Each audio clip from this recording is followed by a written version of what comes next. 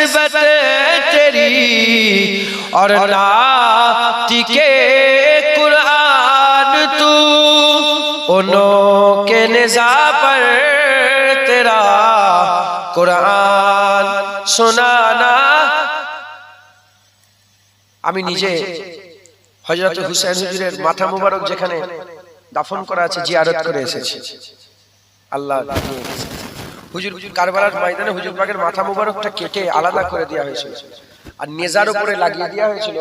ওই নেজা কাটা মাথা নেজার উপরে সবাই বলে হুসাইন হুজুরের মাথা কোথায়, বলে ওই তো নেজার উপরে। কাছে গিয়ে শুনে হুজুরের মুবারক মাথা থেকে আওয়াজ এসছে কুরআন শরীফের তেলাওয়াতের। আমি হুজুরের দরবারে গিয়েছি আর হুজুরের মাথা মুবারকটা জিয়ারত করেছি। দেহ মুবারক আছে কারবালাতে। আমি ইনশাআল্লাহ এই অক্টোবরে কারবালায় যাব। দোয়া করবেন আল্লাহ যেন হুজুরের দরবারে হাজিরিটা আল্লাহ কবুল করে নেয়। কারবালায় যাব, কারবালা শরীফ হুজুর পাকের ওখানে যাব। তো কবি ওইটাই বলছে। আর আমি এই নাটটা হুসাইন হুজুরের দরবারে বসে বসে পড়তাম মিশর কায়রোতে। কি বলছে?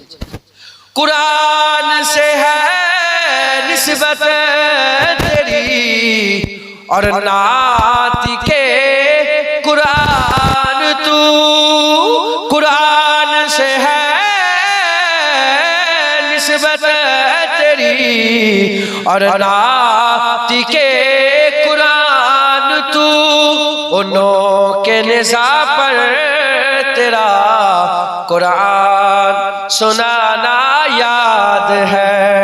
ऐ हुसैन इब्ने अली तेरा जमाना याद है।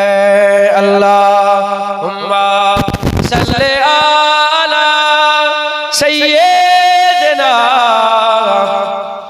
जोरे जोरे अला